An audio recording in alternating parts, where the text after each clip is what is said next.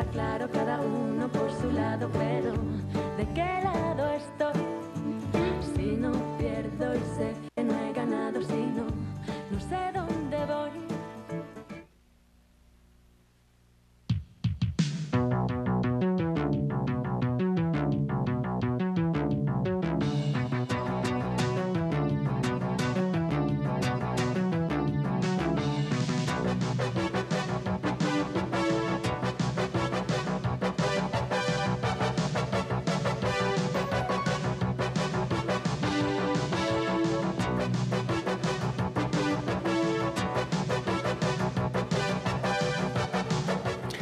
Bienvenidos amigos de su programa Colombia al Día en el canal 17. La América Latina sigue siendo ese continente y ese hemisferio del que siempre se habla que es el del futuro. ¿Y seguirá siendo el del futuro? Muchos analistas consideran que este es uno de los momentos en los que la América Latina está viviendo uno de los momentos de las situaciones de mayor expectativa y realidad desde el punto de vista económico, pero también la América Latina está convertida en un mapa con varios pedazos geopolíticos con diversos entornos. Vamos a conversar sobre esa América Latina. ¿Qué está pasando desde el punto de vista del respeto de los derechos humanos, la situación política? ¿Cuántas violaciones a los derechos humanos realmente se presentan en esas áreas de donde vienen nuestros invitados? ¿Qué se puede hacer? ¿Somos conscientes? ¿Estamos al tanto de lo que está pasando en nuestro continente? Pues para hablar sobre estos temas he invitado a Victoria Villarroel, es una abogada argentina que está al frente de una organización que vela, vigila y está al tanto de todo lo que ocurre alrededor de los derechos humanos en la Argentina. Bienvenida, Victoria, ¿qué tal? ¿Qué tal? Muchas gracias por invitarme. Y desde Guayaquil ha llegado el abogado Jorge Zavala, también es un líder y un hombre que está militando en estas causas por sus compañeros, por el ser humano, por los ciudadanos del Ecuador. ¿Cómo está, Jorge? Bien, muchas gracias por la invitación y listo para dialogar. Correcto. Bueno, ¿cómo dejaste a la Argentina? La Argentina, ese país que siempre nos encanta por muchas razones, no solamente por el tango, por el fútbol, por la milonga, sino también por lo que está ocurriendo hoy en día. Un país que hace 100 años era la quinta nación en el orden del desarrollo económico, atraviesa por situaciones un tanto desconcertantes. ¿Qué está pasando en la Argentina de hoy? Bueno, justo en estos días el tema estrella era la nueva ley de medios. El día viernes no se comenzó a aplicar la nueva ley de medios porque el Poder Judicial decidió que en el caso de Clarín la medida cautelar opere hasta el momento de la sentencia, así que no hay aplicación todavía en el caso de este multimedios tan importante en Latinoamérica. Y luego de esa situación, de ese tema que nos tenía a todos bastante preocupados porque implicaba la restricción a la libertad de prensa y a la libertad de expresión, bueno, seguimos en el devenir de la Argentina, que está entre la inflación, la creciente inseguridad y, bueno, la violación de derechos humanos en sectores muy específicos de la sociedad argentina. Así que también pasando por un momento difícil como varios de los países de la región. El hecho de que se haya postergado esta definición con respecto a la ley de medios permite pensar con algunas, es decir, creyendo que las cosas se van a redireccionar. Yo creo que en el fondo esto da un poco de aire y descongestiona una situación que estaba llegando a una tensión muy grande porque el gobierno realmente ponía sus expectativas en la aplicación de esta ley, o sea, en la entrada en vigencia de esta ley, y consideraba que a partir de ese momento iba a cambiar todo el espectro de la República Argentina, sobre todo no solo en lo mediático, sino también en lo político por lo que implicaba esta ley. Pero a raíz de esta medida cautelar que se va a seguir sosteniendo hasta la sentencia, bueno, eso dio aire.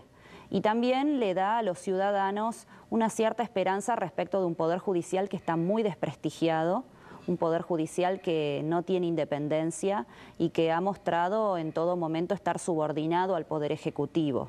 Así que esto da un aire a la población, pero considero que no es para alegrarnos tanto, es solamente para estar alertas y y seguir vigilantes a que el Estado cumpla con lo que debe, que hasta ahora no lo ha hecho. La presidenta sigue teniendo el poder fuerte, sigue dominando, sigue con su poder atrayendo los sectores de oposición, dividiendo, ¿eso es correcto? La Presidenta ha sufrido una caída en su popularidad muy importante durante el corriente año.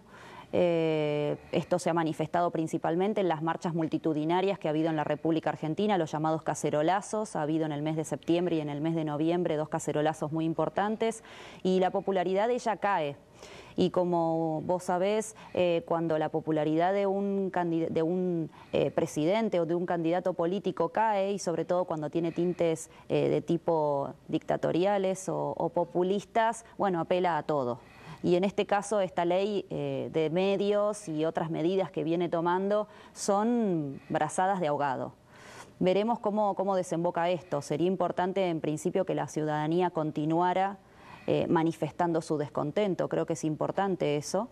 Y en segundo término, me parece fundamental que en cierta manera la oposición haga un esfuerzo de magnanimidad, se reagrupe y ofrezca alternativas. Jorge Zavala, tú eres abogado guayaquileño. ¿Qué está pasando en el Ecuador? Acaba de regresar de Argentina justamente, en donde recibió un premio el presidente Rafael Correa. ¿Están también los ecuatorianos contra la pared con relación a las libertades y los medios expresándose libremente o hay censura? Bueno, no, en el Ecuador hablar de democracia en las actuales circunstancias es hablar más que un eufemismo de una mentira. En el Ecuador se vive un totalitarismo real, auténtico, no exagerado. El presidente de la República no es pues un demócrata, no se ha caracterizado ni por su pensamiento ni en sus acciones por ser un demócrata. Ha captado el poder político, ha captado el poder ideológico y ha captado el poder económico del país. Tiene sometido al país. Hablar del poder judicial en el Ecuador es decir un despacho de la presidencia de la República. Hablar del poder ideológico es el ataque permanente, continuo contra los medios de comunicación. Ha ido más allá de una ley de comunicación, ha actuado con confiscaciones a 3 medios de comunicación de escala nacional. Tiene sancionados hasta la fecha alrededor de 5 medios de comunicación. Y tiene en el exilio a 2 periodistas y además tiene sancionadas a las principales revistas de independientes y periódicos independientes del país. Ha captado incluso sobre las universidades, ha vulnerado totalmente la autonomía universitaria. Nuestra trinchera, que es la universidad, precisamente se ve sometida a un poder totalitario que pretende y todavía insiste en tratar de imponer no solo regulaciones administrativas, sino contenidos propios en la enseñanza universitaria. Es decir, en el Ecuador, cuando hablemos del Ecuador que se conoció o se conocía, estamos hablando de un país absolutamente sometido al poder total de un solo hombre. Jorge, ¿es un solo Ecuador? ¿Son 2 Ecuadores? ¿La zona costera de Guayaquil, los Monos y los Serranos de Quito? No, desde ese punto de vista no. Lo que sucede es que las autonomías municipales, que todavía no puede someter en su totalidad, soy claro, de 220 secciones municipales, el presidente Correa controla alrededor de 180. 40, y en las principales el poder económico del Guayas ha permitido que el municipio de Guayaquil tenga su propio desarrollo hasta la fecha, y yo diría que es el municipio y el cantón que vive la libertad realmente desde el punto de vista seccional y municipal, claro. Pero fuera de esos linderos comenzamos a vivir la opresión en el Ecuador. Y cuando hablo de opresión, hablo de una opresión real, ya no al estilo antiguo de las bayonetas, sino al estilo actual, el poder total, la asfixia total a la sociedad, el no poder moverse sin autorización, el incursionar con regulaciones y medidas administrativas hasta en el último átomo. Actualmente, le doy un ejemplo para que la gente comprenda. Actualmente en el Ecuador se ha vuelto obligatorio a partir del próximo mes de que todo el sistema bancario nacional tiene que entregarle al servicio de rentas internas toda la información económica que se maneja por los bancos de cada ciudadano, sin límites, desde $50 hasta $100 millones si los hubiera en el Ecuador. Y eso de ahí, comprenda usted, significa nada más que una especie de Gestapo, una especie de checa, una especie de organismo represor que aprovecha de esas coyunturas y de cualquiera de esas cosas para crear los casos que permiten confiscaciones, que permiten arrestos, que permiten procesos penales, manejando como por supuesto el Poder Judicial. Lastimosamente tengo que decir la realidad de mi país y lastimosamente hay que denunciarla, porque ya no se puede pensar en el Ecuador con el ropaje, el disfraz de las democracias porque hay elecciones. No, la democracia no es el poder ni la tiranía de las mayorías, ni el manejo de las masas. El poder es algo más, es vocación democrática y respeto a los derechos humanos que en el Ecuador no existe. Correa, entiendo que es nacido en Guayaquil. Sí, guayaquileño. ¿Cómo entender un gobierno en donde el presidente es de Guayaquil y sin embargo se mantiene una autonomía, digamos, como la planteas tú, en el municipio de Guayaquil, y esos dos poderes, el poder nacional y el poder del alcalde de Guayaquil, para sobreponerse a un presidente y a su poder? Partamos de una idiosincrasia del porteño, como dicen en Argentina. El porteño en el Ecuador es liberal. Es realmente liberal, lo que más pelea es su libertad. Y en Guayas es la única provincia en que el presidente Correa jamás ha ganado una elección. Es la única provincia, no la ha ganado, que es su propio, donde nació, pero nunca la ha ganado. Ha perdido todas las batallas en Guayas y el poder municipal se ha convertido en una especie de escudo que tiene el país todavía para esto. Pero eso no se proyecta a nivel nacional indiscutiblemente todavía y esperamos exportar eso en algún momento a nuestro país para que haya un sacudón. Porque en el Ecuador lo que hay ahorita no sé en Argentina, pero en Ecuador no sé, el fenómeno en Ecuador es real. Hay una opresión, un sentimiento, hay un temor, un miedo a incursionar en política, hay un miedo en protestar, hay un miedo en rebelarse, hay un miedo en oponerse al leviatán judicial que han creado. Por la acción del Estado. Por la acción del Estado. Y ese miedo mantiene inmovilizada la oposición. Esa es la realidad. A los que nos atrevemos a hablar de mi generación es porque tenemos la trinchera nosotros en Guayas y tenemos la trinchera en las universidades, que amerita respeto, por lo menos un poco de freno en querer invadir también esos campos. Pero en el Ecuador el miedo es una realidad. El miedo no es una adhesión al presidente Correa. El silencio no es una adhesión a Correa. Es el miedo. Y es el miedo que con toda razón la gente todavía no se libera de él. Victoria Villarroel, ¿se presenta lo mismo en la Argentina? ¿Hay miedo? ¿Hay oposición? ¿Hay fraccionamiento? ¿Hay choque de poderes con las municipalidades? Bueno, la situación es muy similar a la que él contó, que la describió magistralmente. La realidad también en Argentina es que la sociedad tiene miedo. Se manifestó a lo largo de estos 10 años en un creciente silencio y en una escasísima participación. Las poquísimas veces que la ciudadanía se ha manifestado han sido en marchas multitudinarias, en las que siempre hemos tenido miedo de que el gobierno nos envíe a grupos violentos o que ciertos grupos que no forman parte del gobierno oficialmente como funcionarios públicos, pero que sí adhieren a sus ideas, vengan a enfrentarnos en las marchas. En la marcha del mes de septiembre, que fue un cacerolazo muy importante, realmente había un clima de extrema tensión entre quienes estábamos y eso que éramos miles y miles de personas. Ya luego eso en noviembre se distendió un poco, pero a lo que apunto es a que también en Argentina la sociedad siente temor y también sufre la presión impositiva del Estado. Es decir, el Estado tiene la Oficina de Asuntos Impositivos, la FIP, y esta oficina es como también una Gestapo, a través de la cual el Estado presiona o difunde los datos de ciertas personas. Se ha dado la situación en la cual en las cadenas nacionales en la cual la Presidenta emite sus discursos muy frecuentemente, ha nombrado a personas a las que ha pedido previamente información a esta oficina y ha dado sus datos en público. O sea que esto también funciona como una manera de presionar a aquellos que lógicamente tienen una voz discordante. pero igualmente ese temor se ha comenzado a vencer, pero muy lentamente. Desgraciadamente hemos pasado ya una década y todavía faltan aproximadamente 2 años más de presidencia de la doctora Fernández de Kirchner y bueno, vamos a ver si la ciudadanía logra aglutinarse de manera de no estar tan atomizada como hasta el presente, porque si bien la ciudadanía se manifiesta en los cacerolazos, no hay todavía un mensaje común, no hay un candidato o varios que puedan representar esa voz popular. Así que tenemos un largo camino todavía por delante, pero creo que en cierta manera se ven unas pequeñas rendijas de luz porque la ciudadanía resiste todavía. Pero resiste porque la agresión es constante, o sea, el gobierno constantemente dice vamos por todo, o sea, tiene una posición totalmente totalitaria en su forma de ver la política y hasta diría que ve a la política como la guerra. Obviamente esto está analizado en las ciencias políticas, pero francamente no estamos en un estado de guerra, estamos en una nación que ha elegido por el voto popular a una persona, entonces no hay necesidad de llevar las cosas a semejante nivel de crispación.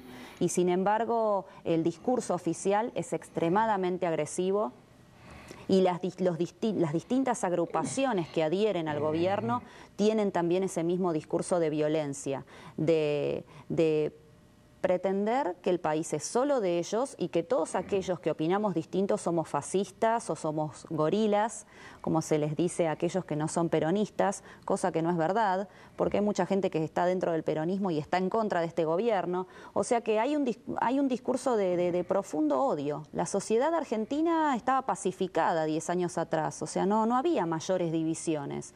Y de pronto nos encontramos con un conflicto de clases, nos encontramos otra vez con el reverdecer de situaciones que se habían dado ya por superadas. O sea, tenemos hoy un enfrentamiento en el cual la sociedad argentina está dividida.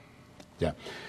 Jorge, estabas hablando sobre el temor que tiene la gente de participar en política. Ustedes están ahora en un proceso de una campaña política, ¿no? Sí, cómo no. Hay elecciones. Tenemos elecciones en febrero, que es el ropaje del sufragio para el totalitarismo. Pero aquí hay algo importante que dijo la profesora argentina. El tema está en que el totalitarismo funciona con la lógica de la guerra hacia el interior, nosotros y los adversarios, pero resulta que los adversarios son saturados con el asesinato de la reputación permanentemente. Son descastados, denigrados, insultados, ofendidos, pero por horas de cadenas de televisión, de videos y de sabatinas, como le decimos en el Ecuador a las intervenciones del presidente Correa los sábados, que son de 4 o 6 horas, donde asesina la reputación de todo opositor o que el que crea el que es opositor o el que conviene ponerlo como opositor. En cuanto a las elecciones, sí se avecinan las elecciones. Claro, las encuestas lo favorecen por lo pronto, pero con tendencia a la baja de él. Hay tendencia al alza de un segundo candidato y nosotros más bien apuntamos a creer que puede haber una segunda vuelta electoral y estimamos que en la segunda vuelta electoral se le complican las cosas al presidente Correa si el sufragio se lleva con honestidad. No quiero prever que puede haber temor de fraudes, no lo descartamos en lo más mínimo tampoco, porque el Consejo Nacional Electoral está en manos de él, todos son personas del movimiento Alianza País, pero yo digo que el pueblo es un león dormido, en cualquier momento despierta y puede despertar en las urnas.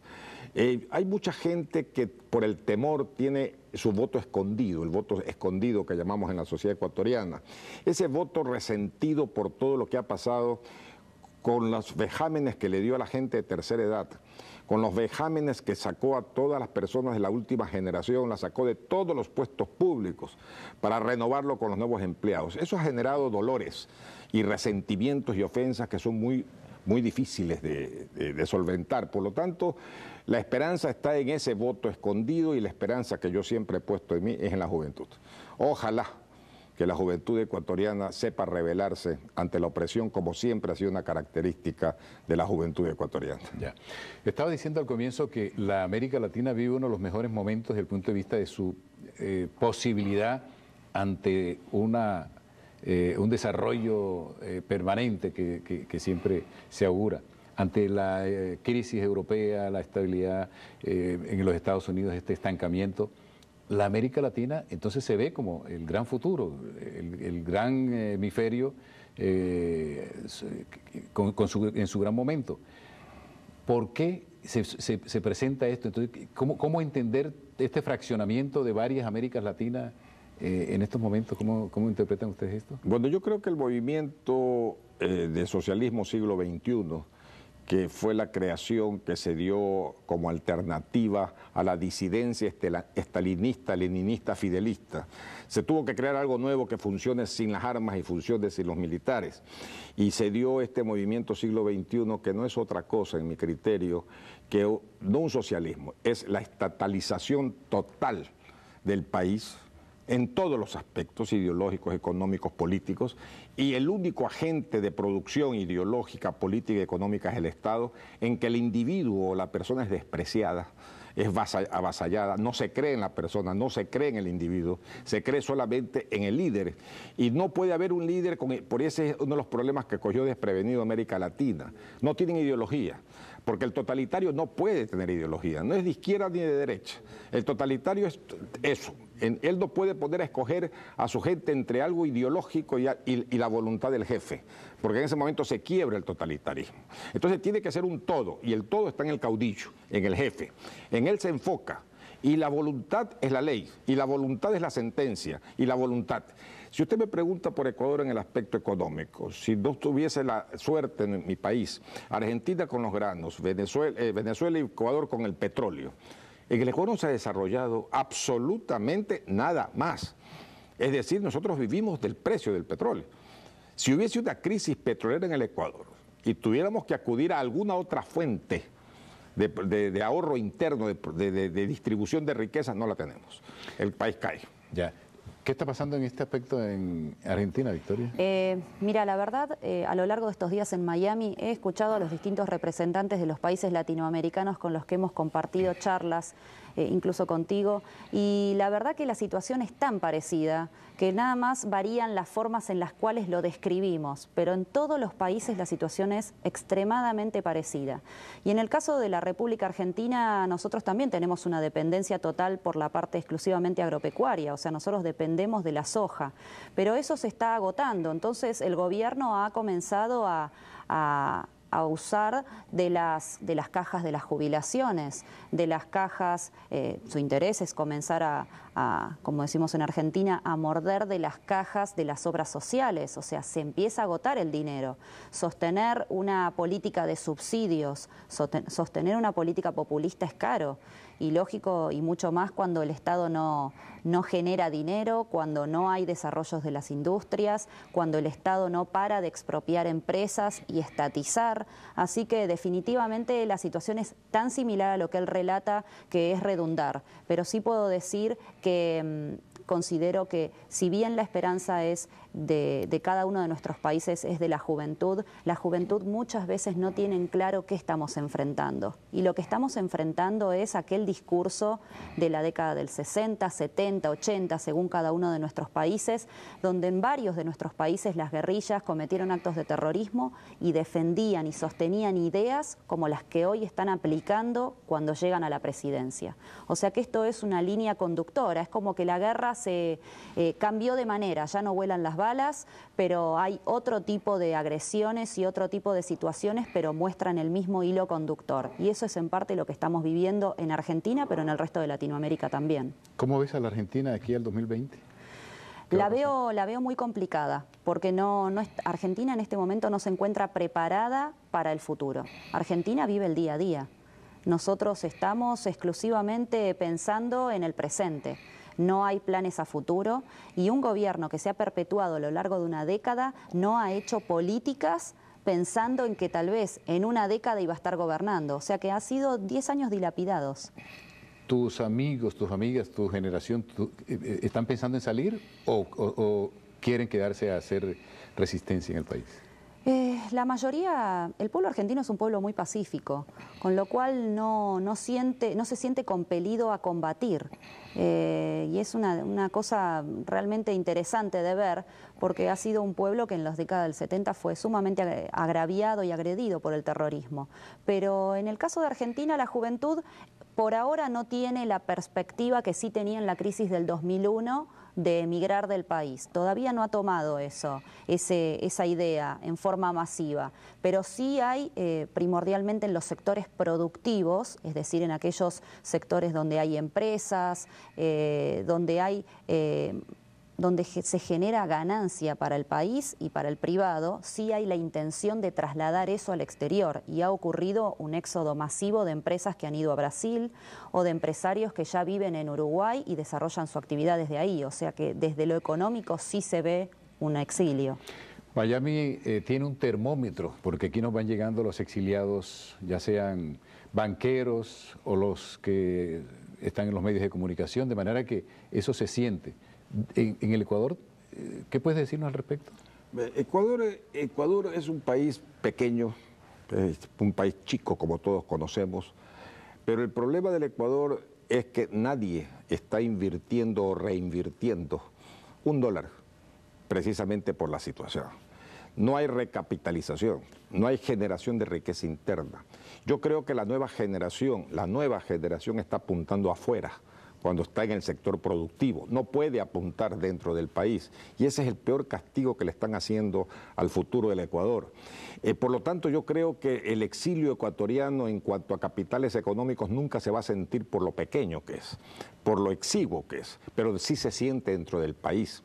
La última confiscación de las utilidades bancarias que se hizo por ley ya aterrorizó al Ecuador. El último ruptura del sigilo bancario que comenté aterrorizó al Ecuador. Y se vienen nuevas cosas, se proyectan nuevas cosas. Y la gente ya se pone a pensar si en el tercer golpe de Estado que dé Correa en febrero se constituye así.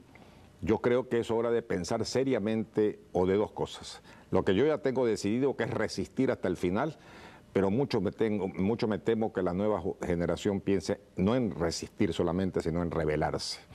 Y yo creo que, como todo en la historia se repite, como se dice, el corsi ricorsi que decía Vico de la historia, yo creo que en cualquier momento se puede generar, por esta lógica de la guerra y por esta opresión, se puede generar brotes violentos en mi país. Ya. ¿Cómo se han sentido participando en este Miami, escuchándose y viendo que las realidades parece que se presentaran en cadena uno con otro de los países? Uno se siente hermanado, pero también siente tristeza porque otros países padecen lo mismo que el de uno. Así que, y como todos sabemos, consuelo de muchos, dolor de muchos, consuelo de tontos. Entonces, yo siento una profunda tristeza de que ideas violentas como las que hubo en su momento en el pasado, en los distintos países latinoamericanos, a través de organizaciones terroristas, hoy hayan logrado tanta difusión en la sociedad, pero también hayan llegado al poder esas personas, esos personeros del terror. Siento una profunda pena porque Latinoamérica esté pasando por esta situación, porque creo que este era nuestro momento, era el momento de realmente generar progreso, libertad y ser una alternativa en el mundo. Y lamentablemente no lo podemos llevar adelante. Ya. Victoria Villarroel, Jorge Zavala, confiamos que vuelvan pronto a Miami y que nos traigan mejores noticias, mucho más halagadoras, en el sentido de que la democracia está sólida y el respeto a las libertades y a los derechos de los argentinos y de los ecuatorianos esté garantizada. Así que gracias por haber estado aquí. Gracias también por la opción de poder denunciar. ¿Cómo no? Y agradecemos y realmente valoramos esta presencia aquí en nuestro canal. Amigos, como siempre, los invitamos para que nos escuchen en Caracol 1260 los domingos a las 11 de la mañana en nuestro programa Cita con Caracol. Enrique Córdoba les invita para que sigan en la programación del Canal 17. Felicidades.